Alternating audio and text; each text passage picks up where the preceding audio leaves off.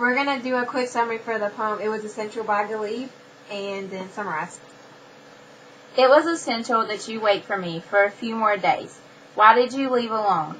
Now wait alone for a few more days. If your gravestone hasn't worn it down for me, my head will soon be dust, for I'll be rubbing my brow upon your threshold for a few more days.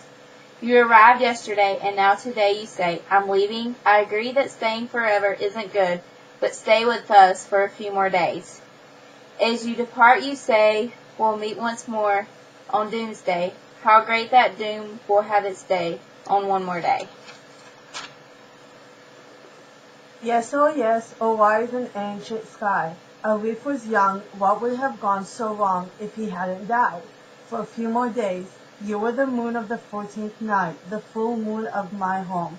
Why didn't that remain the picture of my household for a few more days?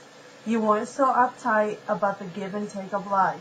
Couldn't death have been bribed and dissuaded from pressing his case for a few more days? Fine, you hated me and fought with Nair, but you didn't even stay to watch with pleasure your children's boisterous games for a few more days. Our time together didn't pass through every sort of circumstance, to seal enduring bonds, deeds before your time. You should have passed the time with us for a few more days.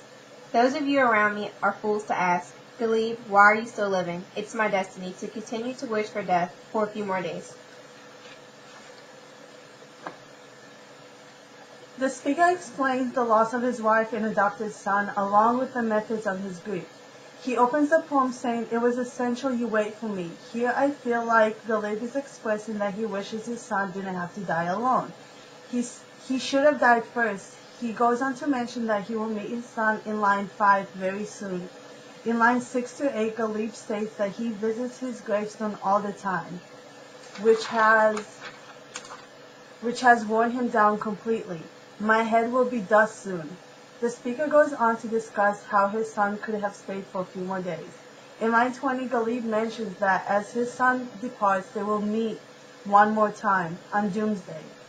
How great the doom will have its day once more. I feel like here Ghalib is being sarcastic in the sense that he does not want to have to face his dead son and relieve the sad moment of his death, being that the doomsday is the end of the world. Ghalib is expressing that the doom will have its day once more. The first doomsday was the day his son was taken from him. In line 35, Ghalib tells that his son was the full moon in his life. The full moon represents the 14th night in the month, which was when Arif was born. The full moon represents happiness, beauty, and blessedness. Now that Arif is gone, the speaker is lost. In line 40, he asks if death could have been bribed to not proceed to take away his son. In line 45, Ghalib begins to talk about his wife. He begins by discussing the strength of their relationship and asking why couldn't she have stayed to at least watch their child for a few more days. I feel like the bond between him and the wife wasn't as strong as it should have been.